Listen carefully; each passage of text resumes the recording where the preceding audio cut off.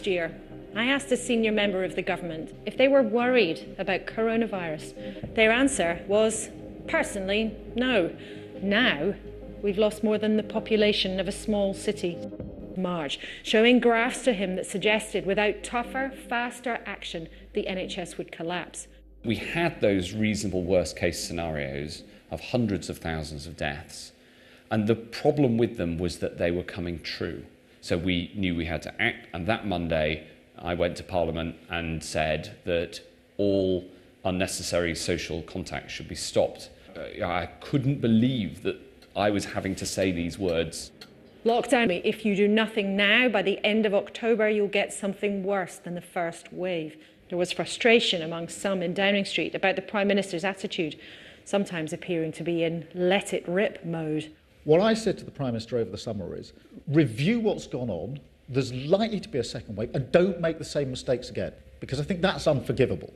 I might have given you the benefit of the doubt in the first wave, but you didn't learn the lessons, and you went and repeated the very same mistakes.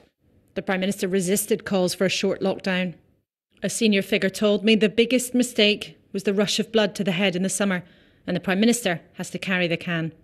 From the middle of September, there were people in government saying, you're going to have to toughen things up, you're going to have to go faster. No, we listened to all of the evidence all the way through, but you've got to balance all of the different considerations.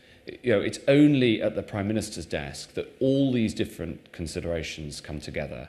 Yet some believe Boris Johnson can't be blamed. It was a reasonable set of judgments to make. No one knew then either about the new variant. Vaccines even had code names, named after submarines to protect commercial confidentiality. Now, that early choice to push alone for a vaccine seems a stroke of genius, but back then it was a real gamble.